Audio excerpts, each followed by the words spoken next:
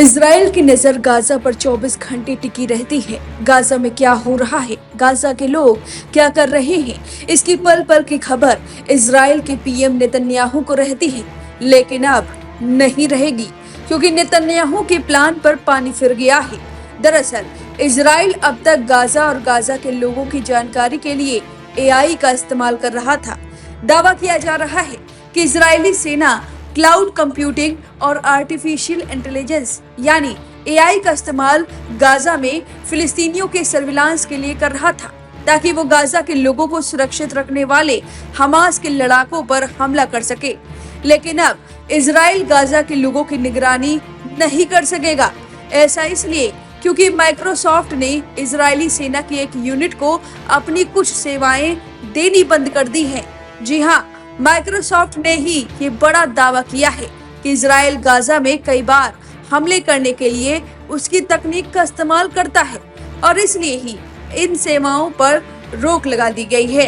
Associated press और the guardian की report में बताया गया है कि कैसे इजरायली सेना गाजा में युद्ध और वेस्ट बैंक में कब्जा करने के लिए माइक्रोसॉफ्ट के एज्यूर प्लेटफॉर्म का इस्तेमाल करती है।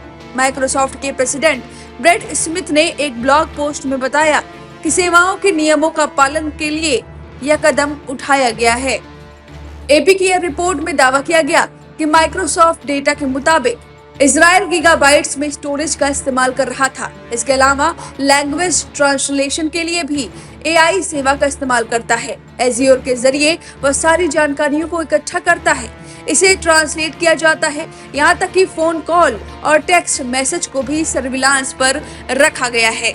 यानी गाजा के लोगों पर 24 घंटे इजराइल निगरानी रख रहा था, जिस पर माइक्रोसॉफ्ट ने पानी फेर दिया है। और अब इजराइल माइक्रोसॉफ्ट के एज्योर प्लेटफॉर्म का इस्तेमाल नहीं कर पाएगा।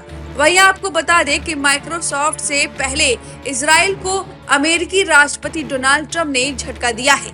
जी हाँ, माना जा रहा है कि अमेरिका के राष्ट्रपति डोनाल्ड ट्रंप ने इजराइल को अब तक का सबसे बड़ा झटका दे दिया है। राष्ट्रपति ट्रंप ने साफ कर दिया कि वह इजराइल को वेस्ट बैंक पर कब्जा करने की इजाजत नहीं देंगे। ओवल ऑफिस में पत्रकारों से बात करते हुए डोनाल्ड ट्रंप ने यह भी कहा कि अब रुकने का समय आ गया है। दरअसल राष्ट्रपति डोनाल्ड ट्रंप ओवल ऑफिस में कुछ कार्यकारी आदेशों पर हस्ताक्षर कर रहे थे। इस दौरान ट्रंप ने साफ तौर पर इजराइल का जिक्र करते हुए कहा कि वह इजराइल को वेस्ट बैंक पर कब्जा करने की इजाजत नहीं देंगे। ट्रंप ने कहा, बहुत हो चुका, अब रुकने का समय आ गया है। अब सवाल यह है कि ट्रंप का रुख अचानक क्यों बदला, जबकि डोनाल्ड ट्रंप बीते लंबे समय से इजरायली प्रधानमंत्री बेंजामिन नेतन्याहू के साथ अपने संबंधों को और घनिष्ठ बताते हैं और उनका बखान भी करते हैं। लेकिन इसके पीछे वजह बताई जा रही है कि ट्रंप को ऐसा अरब देशों के नेताओं के दबाव पर करना पड़ रहा है। अरब नेताओं ने सार्वजनिक रूप से इजरायली सेना द्वारा और अधिक क्षेत्र पर कब्जा करने की कार्रवाई पर चिंता जताई है। इसके अलावा कनाडा, फ्रांस, ब्रिटेन, ऑस्ट्रेलिया जैसे देशों द्वारा फिलिस्तीन को मान्यता दिए जाने के बाद अमेरिका और इजराइल अलग थलग पड़ गए हैं। अब देखना होगा कि अमेरिका के इस बयान से और माइक्रोसॉफ्ट की इस पाबंदी से इजराइल पर क्या असर पड़ता है। अब इस खबर पर आपकी जो भी राय है हमें कमेंट करके जरूर बताएं।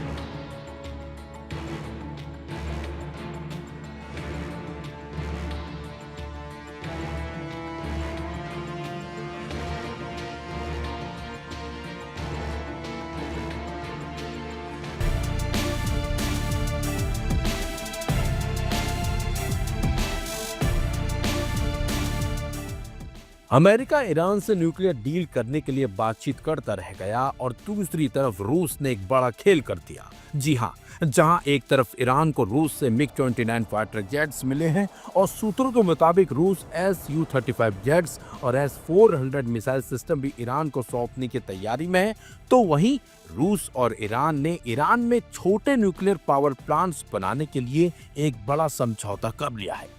यह समझौता बुधवार को मॉस्को में हुआ, जहां रूसी परमाणु संस्था रोसाटॉम के प्रमुख अलेक्सी और ईरान के परमाणु प्रमुख मोहम्मद इस्लामी ने दस्तावेज पर साइन किए। रोसाटॉम ने इस परियोजना को रणनीतिक बताया है।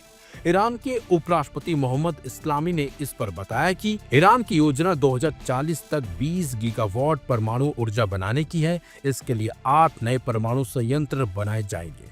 इनमें से 4 न्यूक्लियर प्लांट दक्षिणी प्रांत बुशहर में बनाए जाएंगे। इससे ईरान को गर्मी और ज्यादा बिजली की जरूरत वाले महीनों में बिजली की कमी से राहत मिलेगी।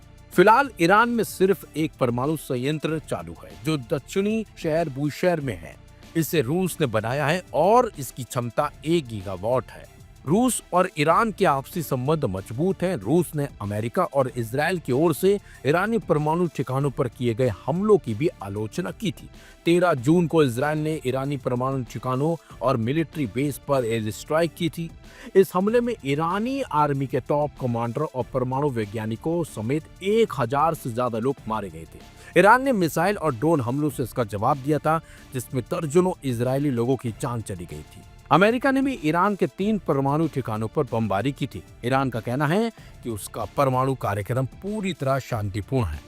वहीं 11 सितंबर को ईरानी विदेश मंत्री अब्बास अरागची ने माना है कि इजराइल और अमेरिका के हमलों के बाद ईरान का हाई ग्रेड यूरेनियम भंडार मलबे के नीचे दबा हुआ है। अरागची ने यह बात ऐसे समय में कही है जब संयुक्त राष्ट्र परमाणु निगरानी संस्था ने ईरान के संवर्धित यूरेनियम भंडार को गंभीर चिंता का विषय बताया है। एजेंसी ने कहा है कि जून में ईरान के न्यूक्लियर फैसिलिटीज पर हुए हमलों के बाद से उसे ईरान की गतिविधियों के बारे में कोई जानकारी नहीं मिली है। आपको बता दें, ईरान की सैन्य क्षमताएं जिस तेजी से बढ़ रही हैं, उससे पूरे खाड़ी क्षेत्र में सामरिक संतुलन बदलता नजर आ रहा है। रूस और चीन का समर्थन मिलने पर ईरान अब खुलकर पश्चिमी दबावों को चुनौती दे रहा है। आने वाले दिनों में ये देखना होगा कि ये चुनौती किस तरीके से गंभीर रूप लेगी अनेक देशों के लिए। हालांकि जिस तरीके से ईरान और रूस के बीच डील हुई है, वो कहीं ना कहीं ट्रंप के लिए एक बड़ी टेंशन बढ़ाने वाली बात भी होगी, क्योंकि इधर ट्रंप डील करते करते रह गए और इधर रूस फेल गया।